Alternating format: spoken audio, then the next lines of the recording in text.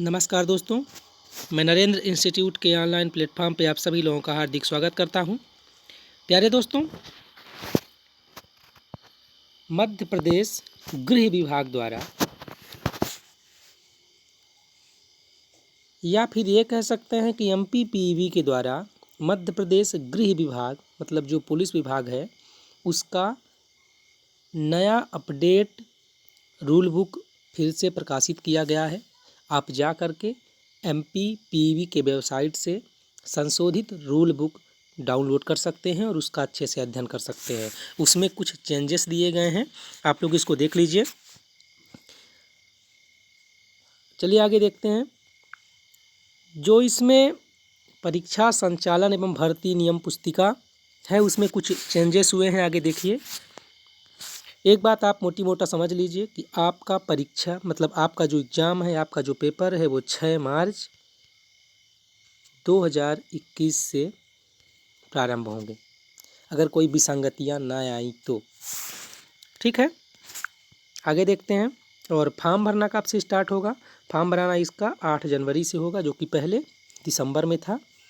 और इसकी जो अंतिम तिथि है वह है 22 जनवरी 2021। ठीक है। और जो संशोधित जो आवेदन में कोई त्रुटि हो जाती है उसको संशोधित करने के लिए जो अंतिम तिथि है वह है 27 जनवरी।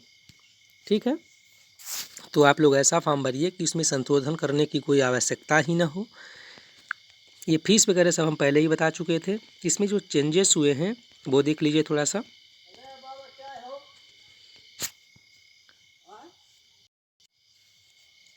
चलिए आगे देखते हैं।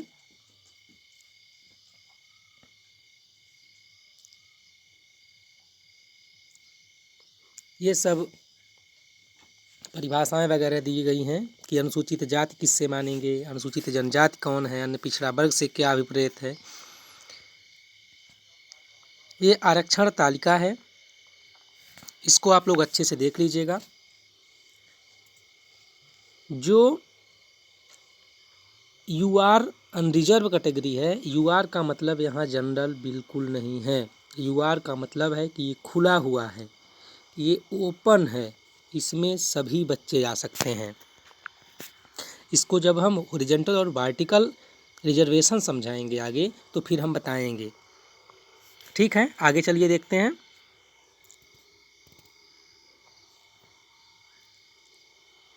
ये जो पद दिए हुए हैं,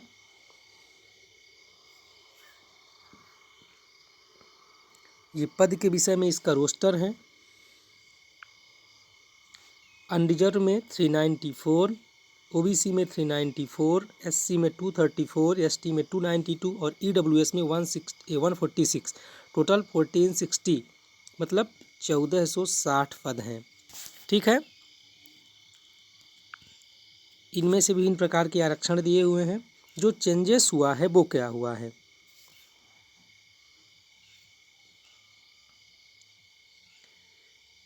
एक बार ये आप देख लीजिए। तीनों ही आरक्षण जो पीछे आरक्षण दिया हुआ है भूतपूर्व सैनिकों एवं स्वयंसेवी होमगार्ड के लिए हॉरिजॉन्टल आरक्षण है। योग्य उम्मीदवार उपलब्ध न होने पर इनके लिए आरक्षित पद कैरी फॉरवर्ड नहीं होंगे। ठीक है, ऐसी स्थिति में यह पद उसी श्रेणी के अन्य उपलब्ध योग्य उम्मीदवारों से भरे जाएंगे। यदि चयन सूची में पहले से ही 15% होमगार्ड सैनिक, 33% महिलाएं तथा 10% भूतपूर्व सैनिक मेरिट के आधार पर उपलब्ध होंगे तो पृथक से हॉरिजॉन्टल आरक्षण और नहीं दिया जाएगा। ठीक है, मतलब ये बता रहा है कि यदि 15% होमगार्ड और 33% महिलाएं, 10% भूतपूर्व सैनिक होंगे, मेरिट के आधार पर यदि उपलब्ध होंगे तो फिर हॉरिजॉन्टल आरक्षण नहीं दिया जाएगा। आगे देखते हैं। एक बात जो मुख्य रूप से है,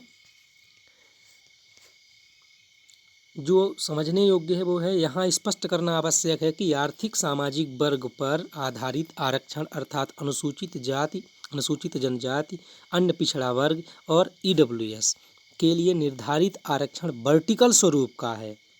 होमगार्ड सैनिकों, महिलाओं एवं भूतपूर्व सैनिकों के लिए आरक्षण हॉरिजॉन्टल ओवरऑल स्वरूप का है। आरक्षण के आधार पर चयन का आधार माननीय उच्चतम न्यायालय के निम्न निर्णयों पर आधारित है। ये कुछ निर्णय हैं सुप्रीम कोर्ट के, उनके बारे में बताया गया है। इंदिरा साहिनी विरुद्ध भारत संघ, अनिल कुमार गुप्ता वर्सेस उत्तर प्रदेश, रमेश राम विरुद्ध भारत संघ, राजेश कुमार डारिया विरुद्ध राजस्थान लोक सेवा आयोग और सत्य प्रकाश विरुद्ध भारत संघ। ये समय समय पर जो आरक्षण को लेकर के जो रिट पिटिशन की गई थी, जो याचिका दायर की गई थी, उन्हीं का उल्लेख किया गया है कि इन्हीं के परिप्रेक्ष्य में ये आरक्षण दिया हुआ है। जैसे इंदिरा साहिनी के उसमें दिया गया 27% से अधिक, मतलब 50% से अधिक ओबीसी मतलब रिजर्वेशन हो ही नहीं सकता है, जो कि एमपी में विसंगति है। 27% अगर दे देते हैं ओबीसी को तो बढ़कर ज़्यादा हो जाता है, 50% से ऊपर हो जाता है। आगे देखते हैं हम लोग। ये समझिए आप कि हॉरिजॉन्टल और वर्टिकल क्या होता है। जैसे जो जनरल की पद है वो ओपन है। क्यों ओपन है समझिएगा थोड़ा सा। यदि जो ओबीसी का व्यक्ति है वो, उसके पास 2 सीटें हैं। कौन कौन सी हैं? ओबीसी प्लस जनरल की सीटें। क्यों होगी? यदि वो ज़्यादा नंबर लाता है तो वो कैरी मतलब आगे आ जाएगा। कहाँ जाएगा? जनरल में आ जाएगा। यदि अच्छा नंबर लाता है तो जनरल में चला जाएगा, और अच्छा नंबर नहीं लाता है तो वह अपने ओबीसी में आ जाएगा। ठीक है ना, ओबीसी में समायोजित हो जाएगा। इसका मतलब ये नहीं है कि उसकी नौकरी पक्की है, मैं ये नहीं कह रहा हूँ। मैं ये कह रहा हूँ, थोड़ा ध्यान दीजिएगा आप लोग, ये ध्यान दीजिएगा। उदाहरण के लिए कोई ओबीसी का बच्चा है, ठीक है, और ये जनरल की सीटें हैं। ओबीसी वाला बच्चा 80 नंबर लाता है, ये 86 मत मानिएगा, 80 मानिएगा, और जनरल में कट ऑफ 78 नंबर से गया है, तो ये 80 नंबर वाला बच्चा ओबीसी में समायोजित हो जाएगा। ठीक है ना, मतलब इसको यहाँ पद दे दिया जाएगा जनरल में, तो ये ओबीसी का एक पद क्या हो जाएगा? खाली हो जाएगा। इसी प्रकार जो एससी का बच्चा है उसके पास एससी प्लस जनरल 2 सीटें होंगी। एसटी का जो बच्चा होगा एसटी प्लस जनरल की सीटें होंगी उसके पास। और इसी प्रकार ईडब्ल्यूएस का जो बच्चा है उसके पास ईडब्ल्यूएस प्लस जनरल की सीटें होंगी। ये कहलाता है हॉरिजॉन्टल आरक्षण। ठीक है, समझ में आया? आगे हम लोग देख लेते हैं। ये उम्र वगैरह के लिए सब पात्रता है।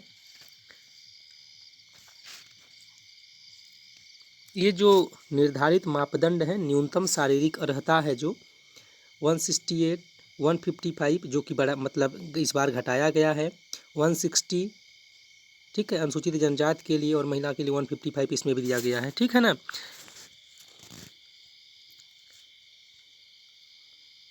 न्यूनतम शैक्षणिक अर्हता ये सब पहले वाले वीडियो में हम बता चुके हैं।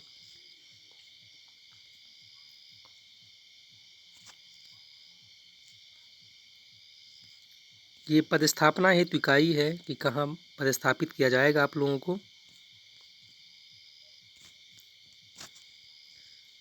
शारीरिक प्रवीणता टेस्ट है जो फिजिकल, इसमें क्या क्या बताया गया है देख लीजिएगा आप लोग। 800 मीटर की दौड़ है, गोला फेंक है, लंबी कूद है, ठीक है ना। और इसमें एक विशेष बात है जिसको यदि नहीं पता होगा, ये जो शारीरिक प्रवीणता टेस्ट है ये केवल क्वालिफाइंग है, यह अर्ह है। ठीक है ना, इसमें कोई अंक नहीं दिए जाएंगे। जो आपका मार्क्स है, जो आपका सिलेक्शन है, ये जो सिलेक्शन है आपका, तो नंबर जो आपके मिलेंगे रिटेन एग्जाम में, मतलब लिखित पेपर में जो मिलेंगे, ऑनलाइन टेस्ट में मिलेंगे, उसी के आधार पर आपका चयन होगा। ये आप लोग ध्यान में रखिएगा, ठीक ना। क्वालिफाइंग मार्क्स है।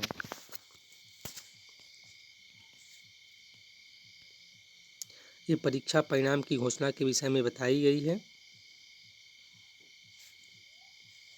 एक बार इसको अच्छे से बता देते हैं, हम समझा दें। परीक्षा परिणाम की घोषणा, जो चयन सूची है, ऑनलाइन परीक्षा कुल पूर्णांक 100 नंबर का होगा, सभी लोग जानते हैं 100 मार्क्स का होता है। परीक्षा में प्राप्तांकों तथा शारीरिक प्रवीणता परीक्षा में सफल हुए उम्मीदवारों की प्रावीण्य सूची या गुणानुक्रम सूची मेरिट बनाई जाएगी। सर्वप्रथम सभी वर्ग के प्रतियोगियों में से अनारक्षित पदों के लिए योग्य उम्मीदवारों की सूची बनाएगी। जो बता दिए अभी हम, जो हॉरिजॉन्टल बताए हैं वही है, ठीक है ना। फिर क्या है आगे, इस सूची में आरक्षित वर्ग, अनुसूचित जात, अनुसूचित जनजात, अन्य पिछड़ा वर्ग के वे उम्मीदवार भी शामिल होंगे जो किसी भी छूट के बिना, चाहे वो उम्र, शैक्षणिक योग्यता तथा शारीरिक दक्षता हो, आरक्षित श्रेणी की कटाफ से अधिक अंक पाता है। जो भी हम बताए हैं वही, उसकी उच्च प्राथमिकता का पद अनारक्षित श्रेणी में मिल रहा है तो वह अनारक्षित श्रेणी के लिए पात्र होगा, ठीक है। शेष उम्मीदवारों में से अनुसूचित जाति, अनुसूचित जनजाति एवं अन्य पिछड़ा वर्ग के उम्मीदवारों की उनके अपने अपने जाति वर्ग के लिए विज्ञापित आरक्षित पदों के लिए पृथक पृथक सूचियां बनाई जाएंगी, ठीक। ये चरित्र सत्यापन वगैरह के लिए बताया है। स्वास्थ्य परीक्षण किया जाएगा और ये सब आप लोग देख लीजिएगा।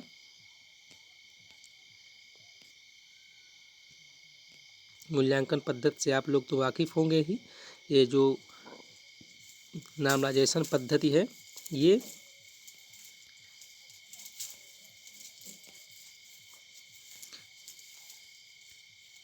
अब ये ऑनलाइन परीक्षा केंद्र है, इसके विषय में हम पहले भी बता चुके हैं, फिर से बता दे रहे हैं, आप लोग देख लीजिएगा। भोपाल, इंदौर, जबलपुर, ग्वालियर, उज्जैन, नीमच, रतलाम, मंदसौर, सागर, सतना, खंडवा, गुना, दमोह, सीधी, छिंदवाड़ा और बालाघाट, ये 16 सेंटर हैं, ठीक है, ऑनलाइन परीक्षा के लिए।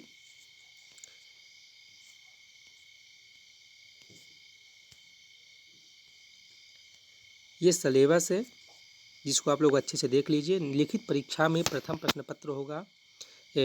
पत्र होगा जिसका योग 100 अंकों का निम्नानुसार होगा। सभी प्रश्न मध्य प्रदेश माध्यमिक शिक्षा मंडल की 8वीं कक्षा के स्तर के होंगे। सामान्य ज्ञान एवं तार्किक ज्ञान ये 40 का होगा, मतलब जीके पूछा जाएगा इसमें, और तार्किक ज्ञान पूछा जाएगा जो 40 मार्क्स का होगा। मेंटल एबिलिटी मतलब बौद्धिक क्षमता और मानसिक अभिरुचि ये 30 नंबर का है। विज्ञान एवं सरल अंक गणित ये 30 नंबर का है, ठीक है। तो 40 + 30 + 30 ये 100 नंबर हुआ, ठीक है। और जो उक्त प्रश्न के आरक्षक रेडियो पदों के लिए पात्र एवं इच्छुक आवेदकों को उपरोक्त दर्शित प्रश्न पत्र के साथ साथ द्वितीय प्रश्न पत्र के रूप में 100 अंकों का एक तकनीकी प्रश्न पत्र की भी परीक्षा देनी होगी। जो रेडियो वाले अभ्यर्थी होंगे उनको इसके अलावा 100 अंक का एक टेक्निकल, ठीक है ना, तकनीकी प्रश्न पत्र हल करना होगा। ये सब जो घोषणा वगैरह दिया रहता है, प्रोफेशनल एग्जामिनेशन बोर्ड का जो प्रारूप है, जो फॉर्मेट है वो। तो ठीक है दोस्तों, आप लोग 2-3 डेट अच्छे से याद करके रखिए। फॉर्म भरने की कब से स्टार्ट हो रहा है, 8 जनवरी से, ठीक है। अंतिम डेट और एग्ज़ाम की डेट, जो एग्ज़ाम की डेट है वो 6 मार्च से स्टार्ट होगी, ठीक है। तो आप लोग इन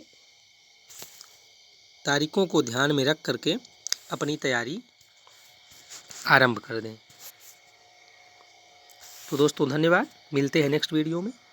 यदि आपको इस चैनल के माध्यम से कुछ आपके लिए मददगार जानकारी मिली हो या इस चैनल के माध्यम से आपको कुछ सहायता मिली हो तो आप इसको निश्चित रूप से लाइक करें, सब्सक्राइब करें और वीडियो शेयर करें। धन्यवाद।